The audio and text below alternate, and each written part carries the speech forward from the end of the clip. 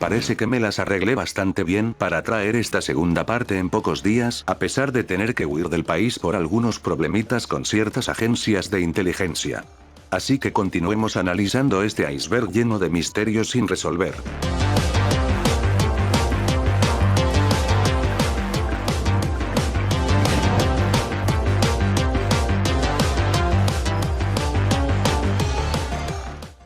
Manuscrito Voynich.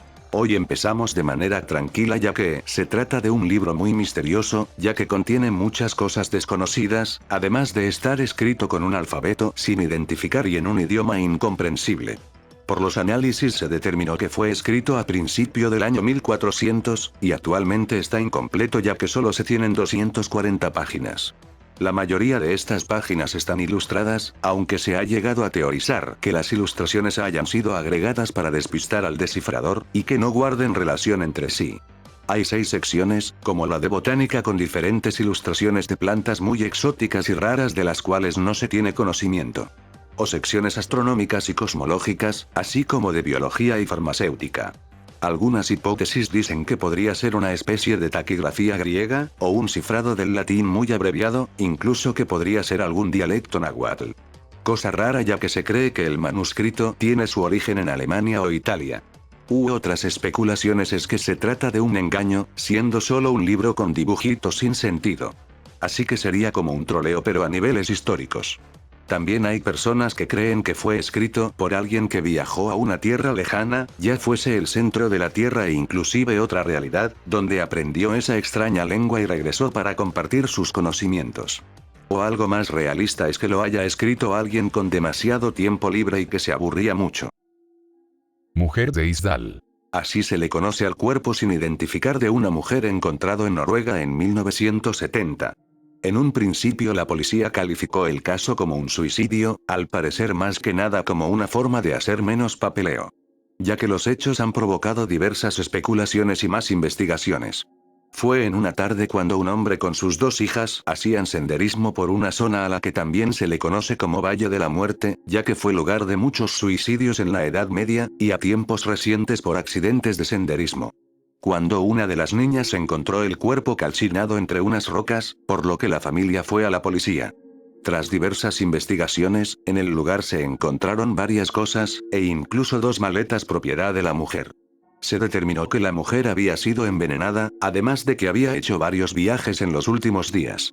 Se realizó un retrato robot para distribuirlo en diferentes países, pero nunca fue identificada y el caso se archivó rápidamente. Y debido al consumo de analgésicos las autoridades determinaron que fue un suicidio, aunque existen pruebas de que fue asesinada. Existen varias teorías, pero una de las más sonadas es que la mujer era una espía, ya que todos los viajes que había realizado correspondían con los ensayos secretos de un misil noruego, aunque también es posible que haya sido una doble agente. Jennifer Fairgate.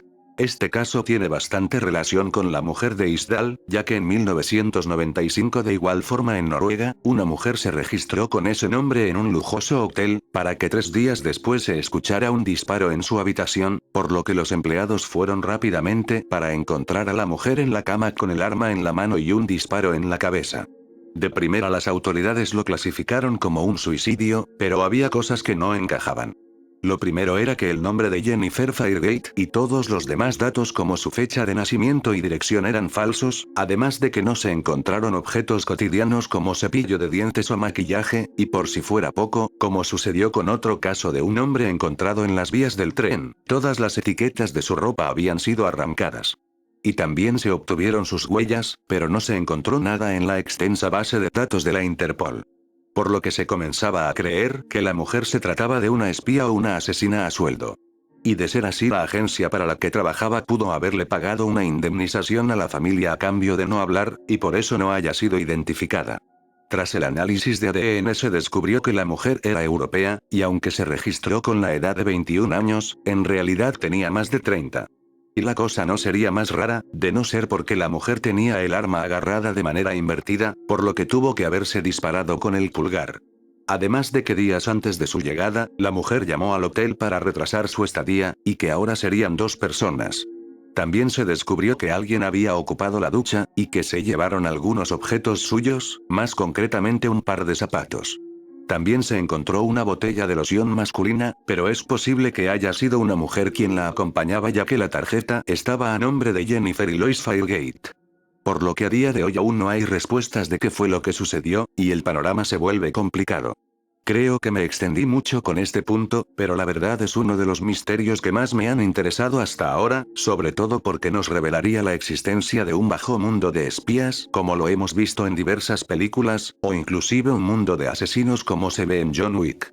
Que por otra parte, si tu intención es asesinar a alguien y aparentar que fue un suicidio, no le coloques el arma en una posición incómoda para disparar.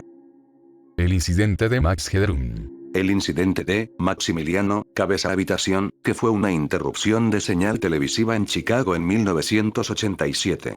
La primera intrusión de señal fue durante el noticiero en horario estelar del Canal 9, en el segmento deportivo la pantalla se oscureció por 15 segundos, para regresar con un hombre con una máscara de Max Headroom, saltando y moviéndose frente a una lámina de metal, nada más escuchándose un zumbido y durando 28 segundos hasta que los ingenieros del canal lograron recuperar la señal. Más tarde, en menos de 3 horas, en el canal 11 durante un capítulo de Doctor Who, la señal de igual forma fue interrumpida por la misma persona, solo que ahora se escuchaba un audio distorsionado pero entendible. Donde decía frases aleatorias de diferentes canciones o series, hasta que la imagen se corta y se ve al hombre exponiendo sus nalgas, para que después llegue una mujer vestida de sirvienta y comience a azotar al hombre con un matamoscas mientras él grita desesperadamente. Esto duró unos 90 segundos hasta que la transmisión regresó a la normalidad, y el canal pudo obtener registro de la intrusión gracias a fanáticos de la serie que estaban grabando ese capítulo de Doctor Who. Se cree que pudo haber sido un hacker que cambió su plan cuando el Canal 9 recuperó su señal y tuvo que irse al Canal 11. Por lo que tuvo que haber sido un empleado de alguno de los respectivos canales, así que no había forma de localizarlo. El niño de la caja. Es el nombre que se le dio a un niño no identificado de entre 3 a 7 años de edad, cuyo cuerpo fue encontrado desnudo y maltratado dentro de una caja de cartón en Filadelfia en 1957. El cuerpo estaba en una caja de una cuna, cubierto de una manta a cuadros. Su cabello había sido recortado recientemente, y tenía signos de desnutrición, además de varias cicatrices quirúrgicas, y posiblemente haya muerto apaleado. La policía creía que identificarían rápidamente al niño, pero después de varias búsquedas e investigaciones nunca se encontró la identidad del niño y nadie lo reclamó. Hay varias teorías sobre el caso, como que el niño venía de una casa de acogida, ya que en esa casa ubicada a más de 2 kilómetros, donde fue hallado el cuerpo se encontró una cuna como la de la caja, y varias mantas similares a donde lo hallaron. Se decía que el niño era el hijo de la hijastra del dueño de la casa, por lo que se deshicieron de él para que la hijastra no fuera expuesta como madre soltera. Pero no se encontraron pruebas suficientes de que hayan sido los responsables. Otra posible explicación la dio una mujer conocida solo como Marta, quien decía que su madre había comprado al niño a sus padres biológicos, abusando de él por 2 años, hasta que una noche vomitó su comida, por lo que fue golpeado, y después al darle un baño habría muerto. La información coincidía con el forense, que analizó que el niño tenía los dedos arrugados por el agua y la comida que Marta explicaba se encontraba en su estómago. Pero a pesar de eso se consideraba que Marta tenía una enfermedad mental, y sus vecinos catalogaban la historia de ridícula. Personalmente creo que esta podría ser la verdadera historia, ya que no solo estaban las coincidencias con el forense, sino que otro hombre dio un testimonio similar al de Marta, diciendo que un hombre se les había acercado antes de que sacaran el cuerpo del maletero. Y la posible enfermedad mental de Marta pudo deberse a su madre abusiva. Ray Rivera. Fue un aspirante a cineasta que fue encontrado muerto en circunstancias extrañas, por lo que en un primer momento la policía pensó en un suicidio, pero por falta de evidencias el caso sigue sin resolverse. Esto sucedió en 2006, cuando Ray Rivera tenía 32 años y trabajaba escribiendo boletines para la compañía financiera de un amigo suyo. Él se había mudado con su esposa Alison recientemente, pero una tarde después de que ella saliera de viaje de negocios, Rivera desapareció. Su amigo estaba cuidando su casa y le dijo a Alison que Ray había salido rápidamente de casa tras recibir una llamada y no había regresado. 10 días después de no saber nada de él, los padres de Alison encontraron su auto estacionado en el centro de la ciudad, pero seguían sin encontrarlo. Hasta que vieron un extraño agujero en una sala de reuniones en un hotel, y en la habitación encontraron el cuerpo de Ray descompuesto a un lado del agujero, lo que sugería que había caído desde el edificio principal del hotel. La familia insistía que no había sido un suicidio, ya que él no tenía antecedentes de enfermedades mentales, además de que llevaba 6 meses casado y tenía planes de mudarse a Los Ángeles para iniciar una carrera en el cine. Había varias cosas sospechosas, como que Ray habría tenido que correr para saltar y llegar al lugar donde fue encontrado, además de que su celular y sus gafas fueron encontradas a un lado suyo intactos. Además, un clip para billetes, regalo de su esposa, jamás fue encontrado, y por si fuera poco no hubo ningún testigo que lo viera entrar al hotel aún midiendo casi 2 metros de altura. Y convenientemente las cámaras no se podían ver debido a un error técnico. Se cree que posiblemente Ray se haya ganado algunos enemigos por su trabajo en la empresa financiera, pero yo considero que el amigo tuvo algo que ver, ya que de primera se negó a ayudar en la investigación, y además el hecho de que estuviera cuidando la casa cuando dice que Ray salió rápidamente es un poco sospechoso. Pero bueno, la cosa sigue sin estar clara. El hombre del tanque. Al igual que sucedió con The Falling Man, esta imagen se volvió muy reconocida y estoy seguro de que ustedes la habrán visto más de una vez. Pues otro nombre para referirse a la imagen es el rebelde desconocido, y podemos ver a un hombre frente a una columna de tanques durante algunas protestas en China en 1989. Mientras los tanques se acercaban, el hombre se interpuso en su camino, y a pesar de que intentaban sortearlo, el hombre se interpuso haciendo gestos de que se fueran. Cuando los tanques se detuvieron, el hombre subió a uno de ellos y habló con el conductor, y aunque no se sabe lo que dijo, se cree que les reclamaba por causar caos en su ciudad. Después, varias personas que se cree podían ser policías vestidos de civil o personas que no querían que la situación fuera a más, se llevaron al hombre entre la multitud. Pues este hombre fue catalogado como una de las personas más influyentes del siglo XX, aunque no se sabe cuál es su verdadera identidad. A quienes dicen que se trataba de Wang Weilin, un estudiante de 19 años, pero esto no se ha confirmado. Además, se llegó a esparcir el rumor de que había sido ejecutado 2 semanas después, o que fue fusilado meses después de las protestas. Aunque una periodista canadiense afirmaba que seguía con vida y escondiéndose. Incluso se le preguntó al secretario general del Partido Comunista sobre el hombre, y él respondió: creo que nunca lo mataron. Bueno, siendo así ya nos quedamos más tranquilos. Ya por último, en 2006 se decía que el hombre estaba vivo y viviendo en Taiwán. Que por el conflicto que Taiwán tiene con China no creo que le quede mucho tiempo. Asesinato de Henryk Swiak. Henryk era un inmigrante polaco que fue asesinado poco después de los atentados del 11 de septiembre. Murió de un disparo en plena calle en Brooklyn, lugar a donde había asistido para empezar un nuevo trabajo. Se le considera como la última persona asesinada en Nueva York el 11 de septiembre, a pesar de que su muerte no estaba relacionada con los ataques terroristas.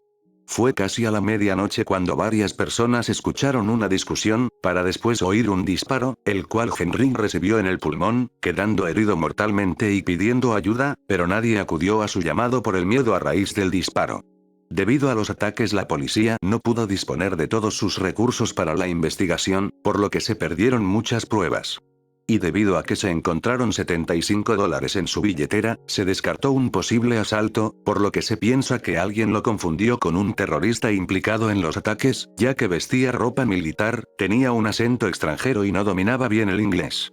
Su muerte consta como el único homicidio el 11 de septiembre, ya que las muertes en el atentado no se incluyen en los registros criminales. Brandon Swanson. Se trata de su desaparición, que tuvo lugar la medianoche del 14 de mayo de 2008, después de que Brandon saliera de una celebración por el fin de semestre con sus compañeros de universidad. Fue cuando antes de las 2 a.m. llamó a sus padres diciéndoles que se había salido de la carretera con su auto y caído en una zanja de la que no podía salir. Decía no estar herido, solamente pidiendo que fueran a donde estaba a recogerlo. Sus padres fueron en su automóvil al lugar que Brandon les dijo, y él estaba encendiendo y apagando las luces para que lo vieran, pero en ningún momento se encontraron, y a todo esto seguían en la llamada. Cuando se cansó, dejó el auto y se fue tras unas luces que pensaba se trataban de un pequeño pueblo, diciéndole a su padre que lo vería en el estacionamiento de un bar. Pero después de 47 minutos de llamada, Brandon gritó: ¡oh mierda!, y la llamada se cortó abruptamente y desde entonces no se le volvió a ver. Las cosas se volvieron más raras ya que por el registro de su celular, se descubrió que en realidad estaba a 40 kilómetros de donde le había dicho a sus padres, y según sus compañeros él no había tomado como para estar intoxicado, por lo que no se sabe si él era consciente de que no estaba en el lugar que decía. Se llegó a pensar que había caído en un río y se ahogó, pero nunca se encontró el cuerpo. También se pensó que pudo haber desaparecido intencionalmente, pero sus padres no creen eso. Steven Koecher. Y seguimos con las desapariciones, ya que en 2009 Steven estacionó su auto en un callejón sin salida en Nevada, llevaba una camisa blanca y por las cámaras que lo grabaron se podía notar que tenía algún folder o carpeta en su mano. Después otra cámara pudo captar su reflejo mientras caminaba a algún lugar, y esa fue la última vez que se le vio. Nadie notó su desaparición por algunos días, hasta que el dueño del lugar donde había estacionado se puso en contacto con el empleador de Steven, dándose cuenta de su desaparición e iniciando una investigación. Steven había estado haciendo grandes viajes, pero su familia cree que era debido a querer descubrir su historia familiar en esa zona, además de que su teléfono, tarjetas de crédito entre otras cosas no mostraban alguna actividad sospechosa, e incluso al revisar su apartamento todo se encontró en buen estado sin aparente desorden. Su familia cree que al no notarse desorientado durante la grabación de la cámara, sabía a dónde iba y muy probablemente estaba buscando trabajo al ir bien vestido, ya que decía que su trabajo de medio tiempo no le alcanzaba para pagar el alquiler de su apartamento.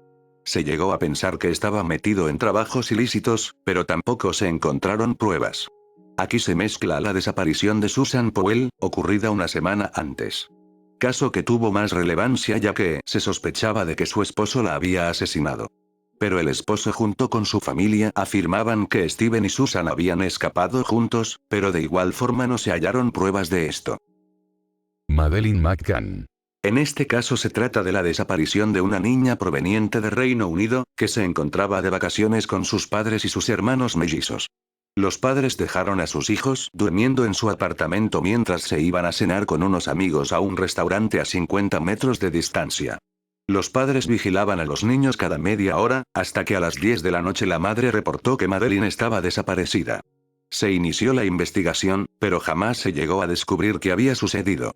Ese mismo día durante el desayuno Madeleine les preguntó a sus padres por qué no fueron a su habitación mientras ella y su hermano lloraban, lo que les hizo pensar que alguien había entrado a su habitación, además de que la madre encontró una gran mancha marrón en la parte superior de la pijama de Madeleine.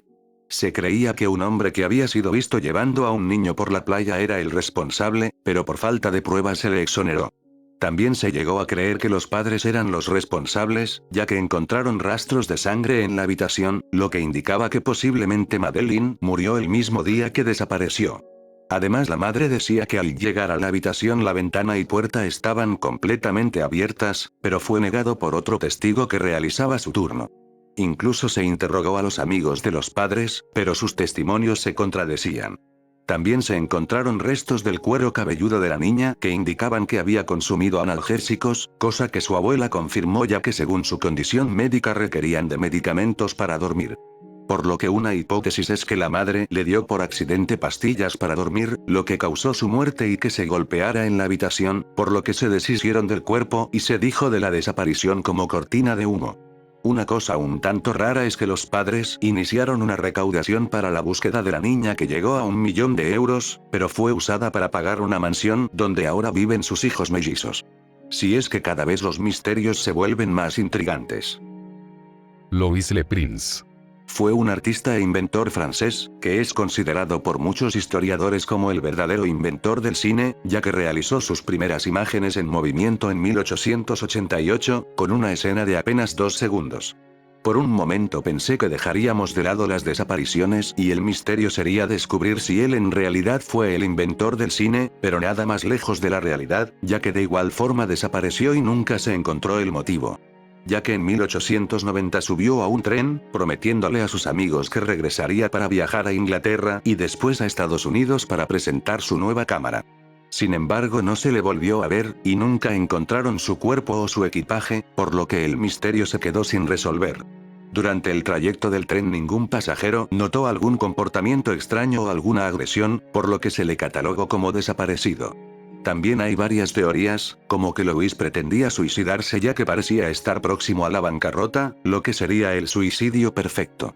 También se pensaba que Thomas Edison había encargado su asesinato para poder adjudicarse una patente más, ya que la teoría se basa en la frialdad con la que Edison eliminaba a sus competidores en la carrera cinematográfica.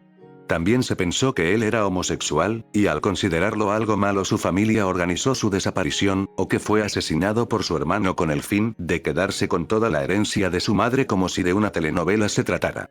Aunque un siglo después se encontró un reporte policial de un hombre ahogado que se cree pudo ser Louis, aunque jamás se confirmó. Timothy Pizzien. La desaparición de este niño de 6 años se dio en 2011, cuando su padre lo dejó en la escuela, para que tiempo después su madre lo sacara diciendo que había una emergencia familiar que resultó falsa.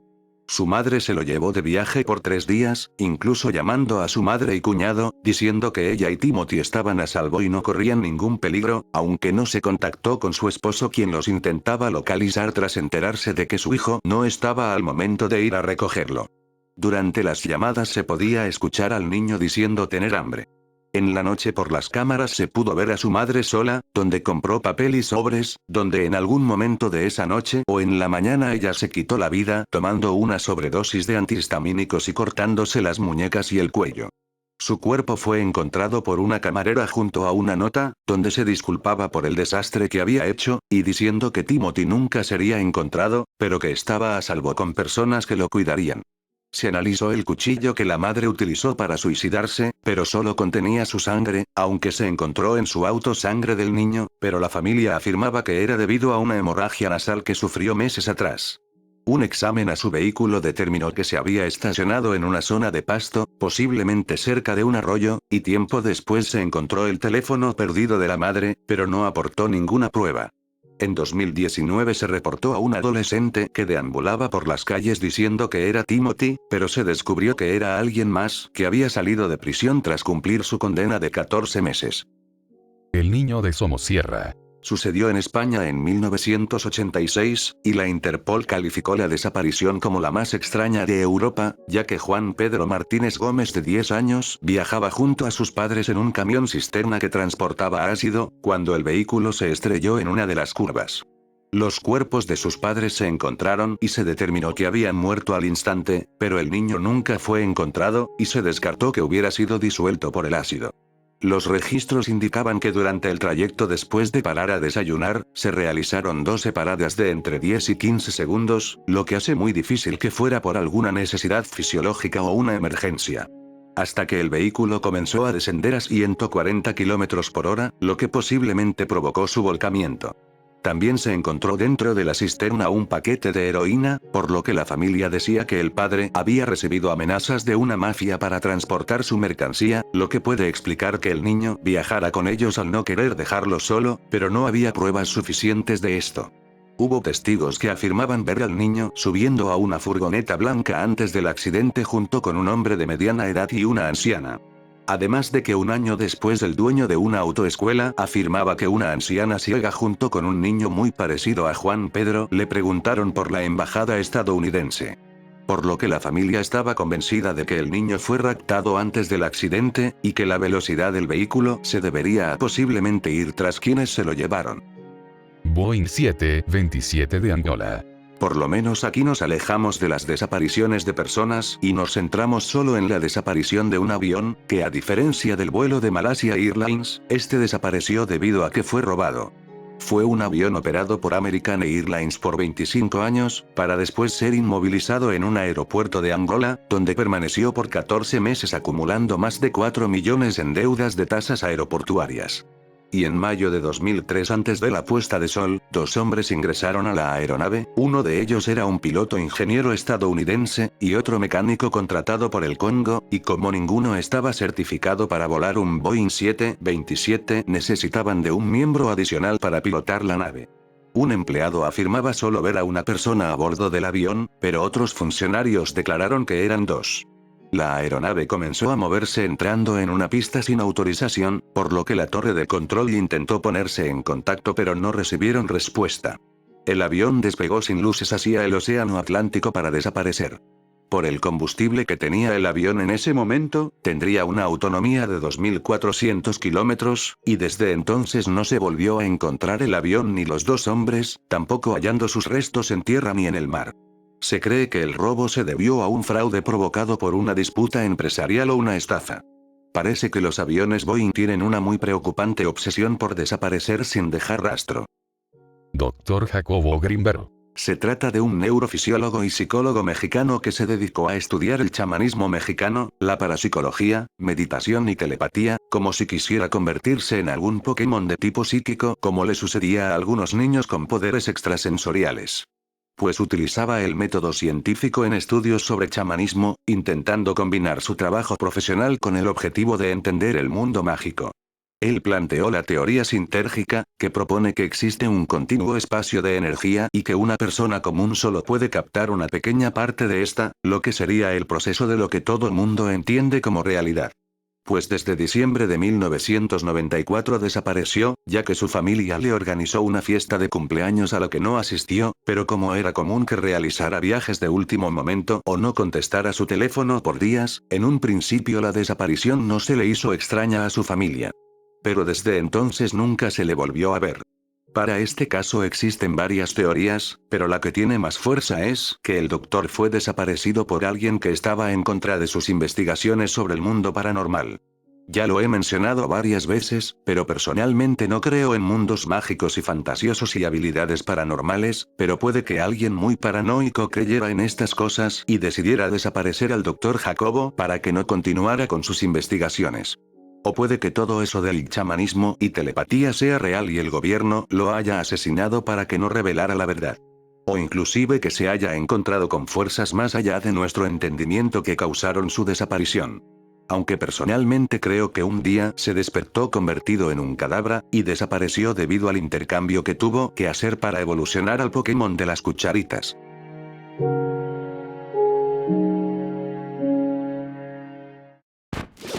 Y después de muchas desapariciones, personas trascendiendo a monstruos de bolsillo, y mucho misterio en general, llegamos al final de esta segunda parte. Ya hemos visto muchos misterios que aunque es probable que sigan sin resolverse, sería bueno descubrir la verdad, además de que aún queda la otra mitad del iceberg por analizar. Por lo que empezaré con la tercera parte cuanto antes.